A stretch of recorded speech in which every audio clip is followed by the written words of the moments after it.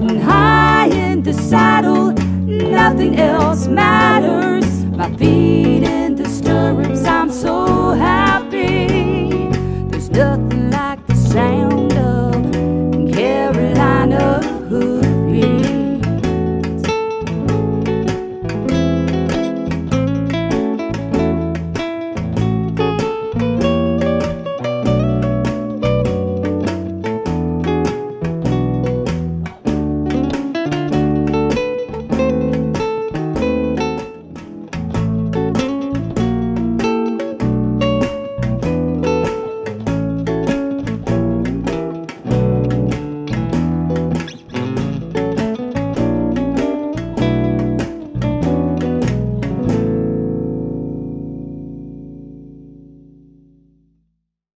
We're here today with Jerry King at his training facility in Parkton, North Carolina. And Jerry's going to go over some basic things that we all think we know and we take for granted, but it never hurts to get a little refresher course. All right, I'm Jerry King in Parkton. I want to show you some of the basic things that we like to do with horses when we first start them. Work a little bit on respect, the correct equipment to use. If you'll notice, I have the little rope halters here that have knots on them. I want to show the correct way to tie these halters and to put them on. A lot of people put them on where they're hard to untie. When you put them on, you see our loop is here. A lot of people come up here and tie a knot. If it's tied like this and the horse pulls back, the knot will get so tight you can't undo it. So the correct way to do it is to hold this with your left hand, come under here, pull it through. This is on, the little loop here is on top. I take my excess, I come under here, and I slide it through that little loop, the little gap here. That way it's not flopping around while you're trying to do groundwork or anything you're trying to do with them. If a horse pulls back with a halter like this knot gets tight. To untie it, all you got to do is grab it and push this little piece up, and it'll come right untied. What I like about these halters versus your nylon halters or your leather halters that are wide, horses get very disrespectful for you. With these halters here, it doesn't hurt them, but it puts pressure on the pressure points. That's what these little knots are for. So that when you actually take hold of that horse, he'll respond to it. It puts just a little bit of pressure on those knots, okay? And he'll listen to you, instead of him dragging you around. If you've got a horse that's wanting to be pushy, which a lot of the problems we get with horses around here, they just walk over the top of people. So I like for a horse to stay out of my space. If he doesn't back up out of my space, I bump that halter and tap that front end. Then when I want him to walk forward, he's going to walk forward. He should stop when I stop. If I back up, he needs to back up out of my space. If I'm standing here and I'm wanting to do some groundwork with him, this horse should lunge around me if I'm going to lunge. I'm not a big horse lunger. I like for a horse to learn to come out of stall, saddle up, get on and ride. But I'm going to saddle this colt up. This is a 2-year-old. He's been on a couple of times, and I'm going to saddle him up, holding him in my hand. So if he's disrespectful to me while I'm trying to saddle him up, I'll show you what to do about that. So let's take him over to the saddle, and we'll saddle him up.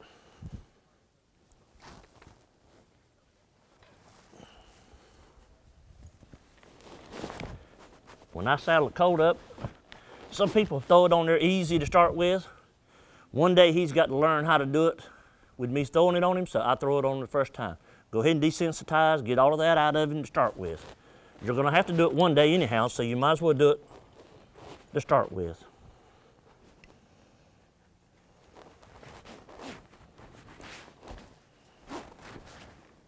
At all times, I've got that lead rope laying across my arm here so I can get it.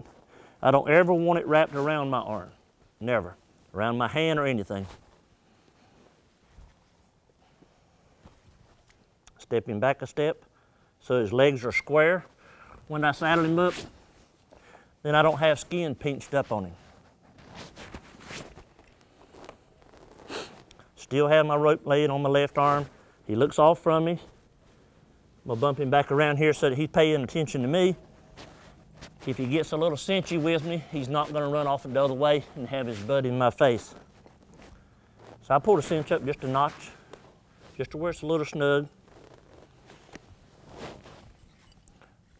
We work all kind of horses around here. We're,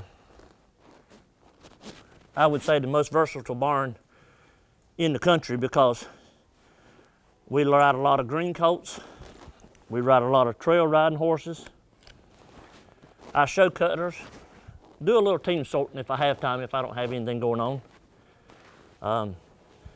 My wife used to show cutters, and she switched over and started doing team sorting now. So we work some of every kind of horse.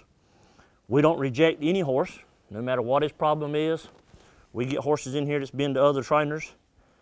I got one in last week that came. The man said that he had been training horses 30 years and never sent one home.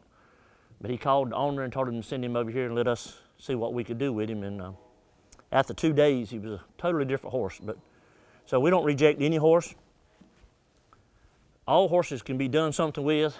It's how you approach them. I have certain methods that I like to do. If that method doesn't work, then I do something different. It's not in stone that I have to do it my certain way. So I'm going to get along. I'm kind of hard-headed. I'm going to get along with all of them no matter what it is. So therefore, we don't reject any of them. We'll take them and do any type horses, whatever the problems may be.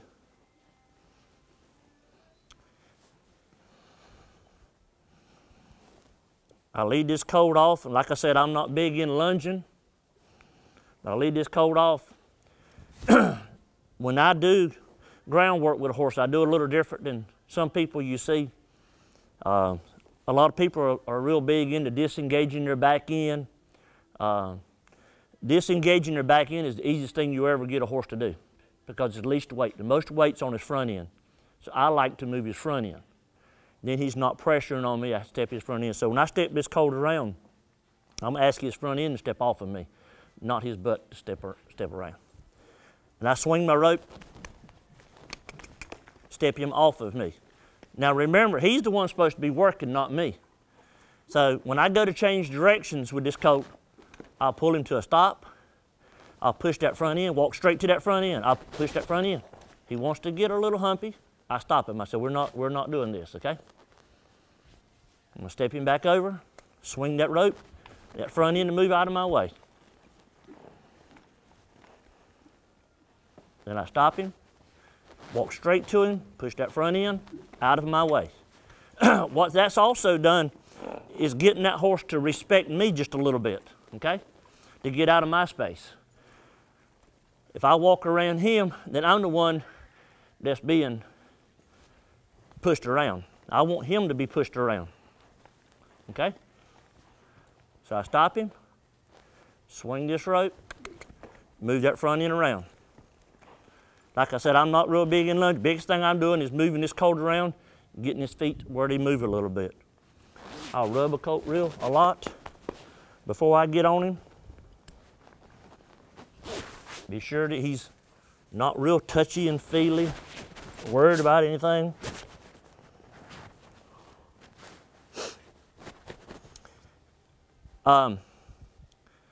Little things about respect, getting this horse out of your space,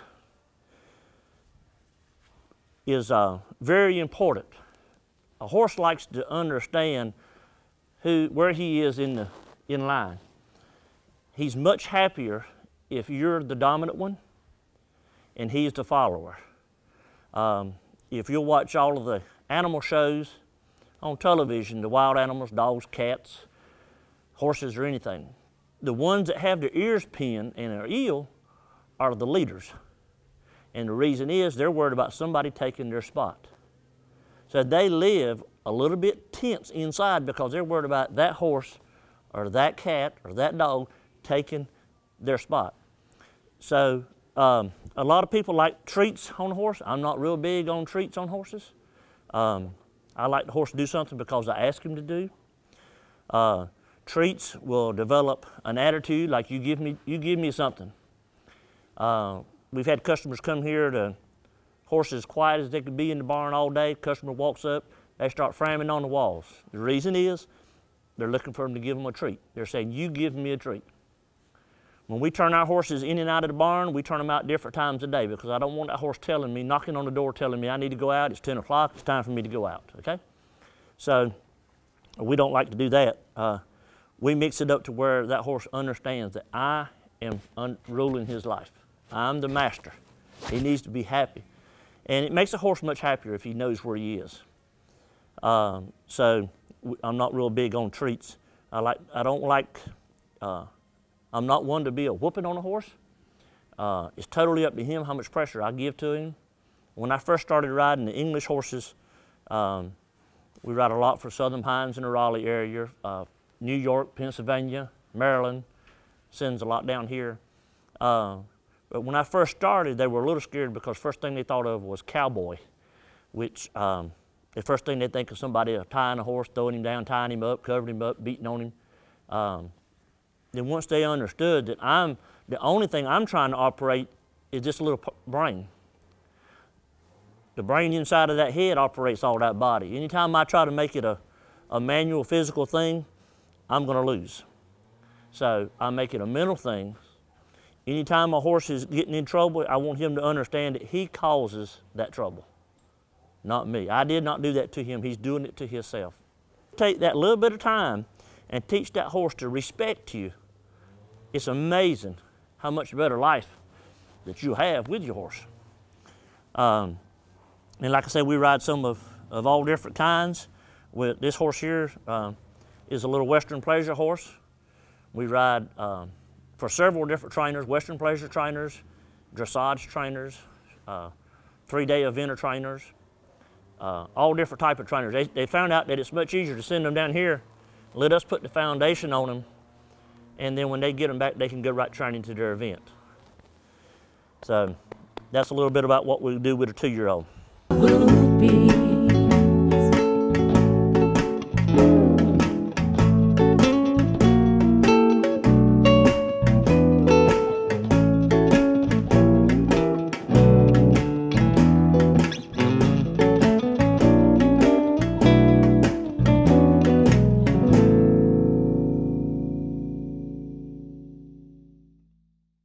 If you're interested in a career working with horses, then Martin Community College is the place for you. MCC's Equine Technology program is the only one offered among North Carolina's 58 community colleges. The program is management-oriented with classes in breeding, nutrition, training, riding, equine health, and more. Graduates can leave MCC prepared to work in recreational and racing barns, breed to discipline-oriented farms, or assistant farm management. For more information, contact Martin Community College today.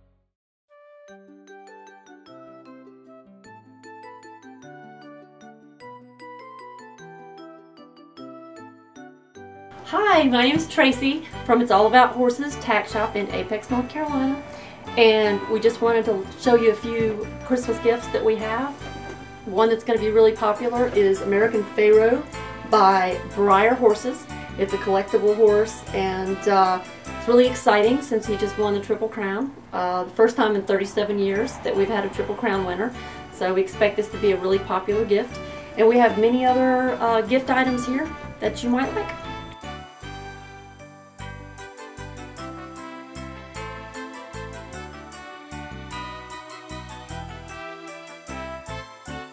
So with the off-the-track thoroughbreds like Chelsea's riding now, is that something that, say, I could go adopt one and take it home and make it do this, or is that something I need help with? No, ma'am, I would say you definitely need some help with it. A lot of the horses that are off the track, they're a little bit hot.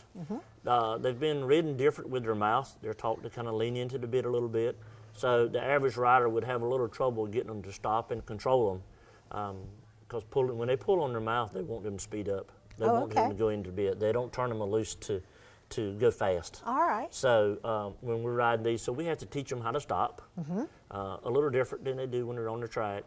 Another thing, if you're going to adopt one off the track, some advice, really check his legs out and check his feet out. We've had some that come in off the track that their knees were blowed up. So there was a reason that they were off the track, not just because they were retiring them. Right. So if you're looking for a horse to ride, be sure and check his wheels first. Yes, definitely. That's something that, you know, I can help you with his riding, his attitude. I can help you with all of that. His wheels, there's not a whole lot we can do. If his wheels are blown out, if his feet are bad, or his knees are blown out, then that's okay if you want a pasture ornament. Right. So you need to think about, when you're adopting one off the track, you need to think about what you're planning on doing with him. Yes. You know, yes. Because you got to look after, you want to look after the horse, but you want to look after yourself. Don't set yourself up for a failure. This is true. So is what I'm trying to say. There's people out there that just want pasture horses, and that's fine. But if you're wanting a riding horse, then you need to do some research on his legs and his feet. Right. Because without them, there's nobody that can help you with them.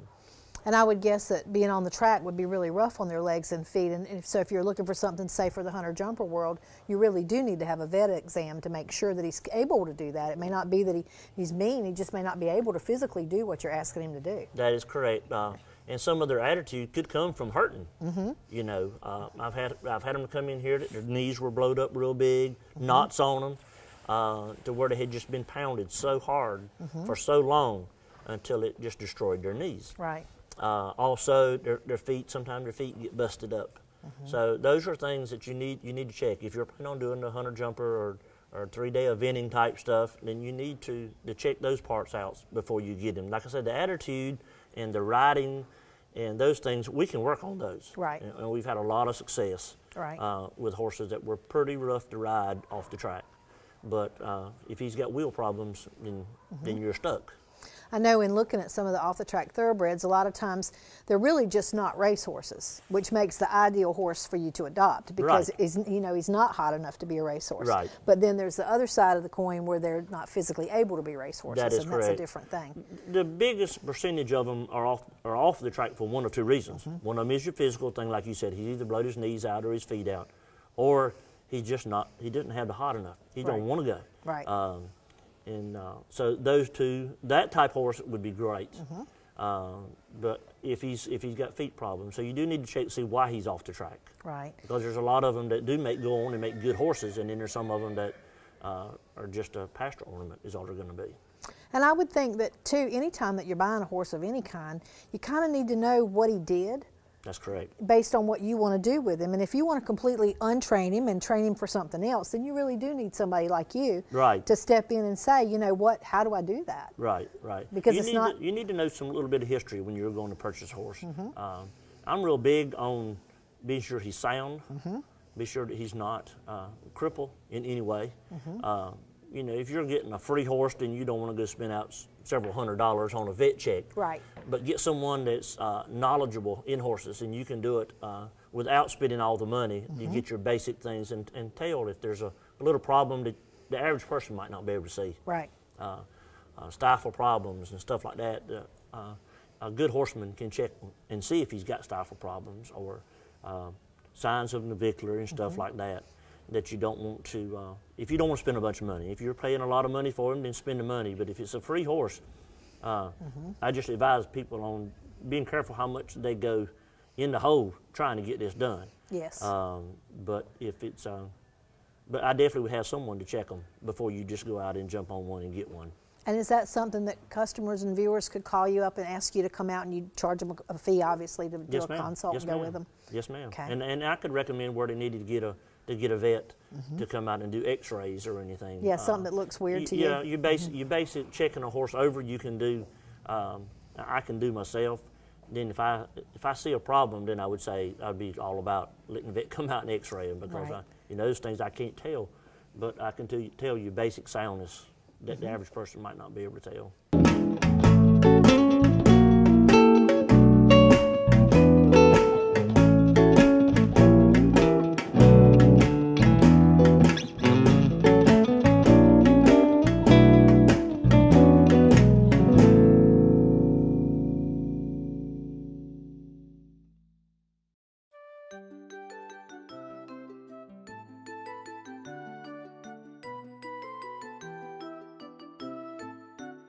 Hey, I'm Paul Dunn here at Mule City Feeds. Want to tell you what people do at Christmas for gifts. We sell feed here, so guess what? A significant other, a wife, a husband, a daughter, a son will come in, never been in our business before, and they'll say, hey look, my dad loves his animals. I want to get a gift certificate for them to feed their animals. There's nothing else I know to give them. And time after time, the person comes back and said, that was the best Christmas gift I could have got.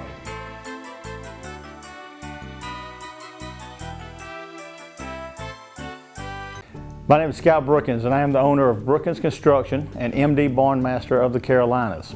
At MD Barn Master, we have the best warranty in the business. We have a variety of designs to choose from. Our barns are easily customizable to meet your needs.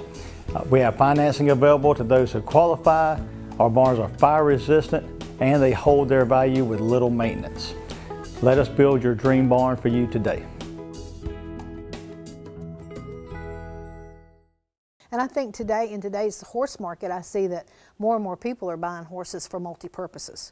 You know, so you might have a barrel horse on Saturday night, but you might be trail riding him on Wednesday. Correct. So that's also another thing that they need to have a little bit of help to make sure he understands what you're asking him to do and be trained so you have a good experience both ways. That is correct, and he needs to be mentally and physically able to do that. So many times horses are asked to do jobs that they're not physically able to do. I like it when a customer comes up and says, I've got a 2-year-old, I want you to start, and let's see what he can do.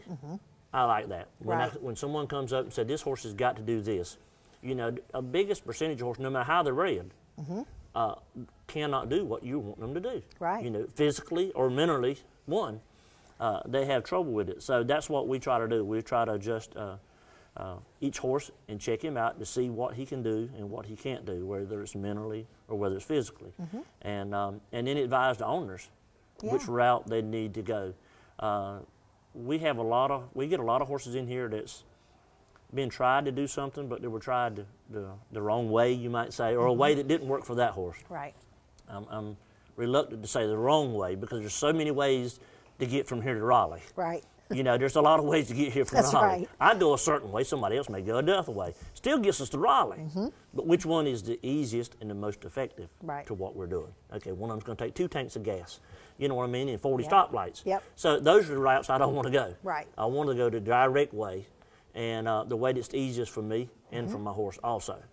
But every horse can have a job of some sort. It's just matching the job and the horse and the owner together. And we find that real big in our English horses. And like I said, we ride a lot of those. And a lot of them is just minor adjustments. A lot of people in the English world, especially I find, they don't get their horses with a foundation on them good enough.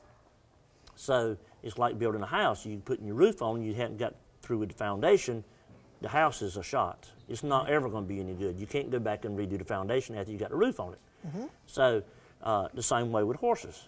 So it's so important to put that foundation on these horses. I think another thing that's really important for people to do that they don't pay attention to is to ride a lot of horses. I mean, I have a horse and I've ridden her for 10 years and I know everything she'll do and how to make her.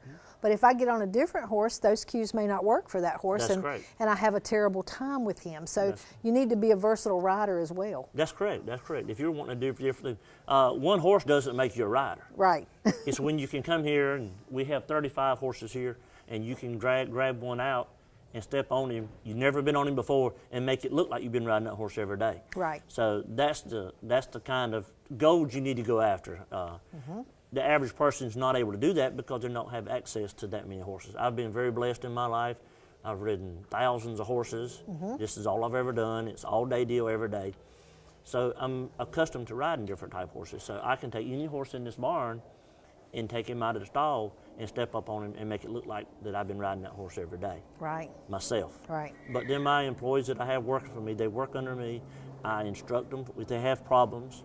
I let them do things a little bit their way if they like, but I'm always watching. If they need anything or if something's not just right, then I adjust it. If they can't get it done that way, then I step on the horse and show them myself. Right. But so they train, the way they're training these horses makes it to where it's in my direction.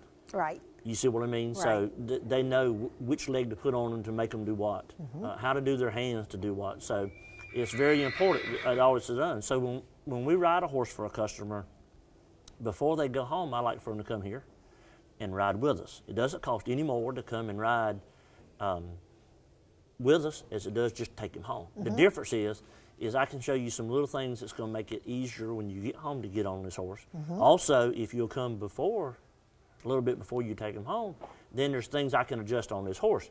Because of the way you ride, I need to change this horse over to fit you, because it doesn't matter what I can do with your horse. Right. I've only got 1 or 2 horses that it matters what I can do because they're mine. The rest of them, I need to get them for the owners. So we adjust the horse and then adjust the rider.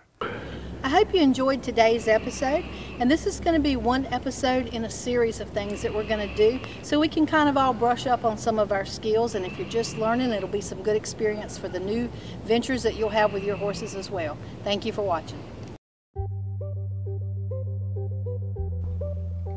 You've worked hard and carefully planned your career. You've built your business. Shouldn't your farm's appearance reflect who you are, your success? Like a timeless work of art to be your legacy, handed down through your generations. Let T&T Lawn Care design, install, and maintain a landscape to reflect who you've become. With our uncompromising attention to detail, we deliver high value in a competitive market.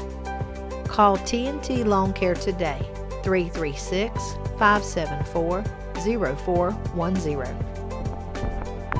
Hi, I'm Rick Peniston. I train my horse Jake to trust me and be brave in order to face the obstacle challenges and win in extreme cowboy races.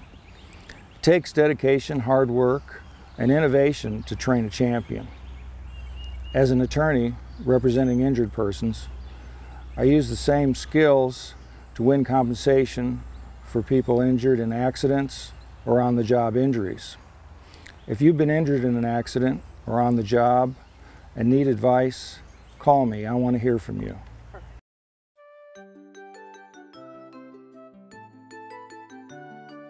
The thing that we are most known for at Cash Level is our motto, horses raise great kids. And as you can see around here, there's a lot of life, a lot of color, a lot of children. Now the holiday item that we're going to tell you about today is one of my favorites, and it does come in 3 different colors. It's the Dublin River Boot, and it's completely guaranteed waterproof, and the fabulous part is that this toe fits perfectly into a stirrup, and the calf is fully adjustable so that any calf size looks like it's a custom fit. These are incredible because you can stomp around in the barn, you can go jump on your horse for a ride, and before you head to town or out on the town for the evening, just take a water hose and wash them off, and you have a stylish, beautiful boot that's perfect for barn and the town.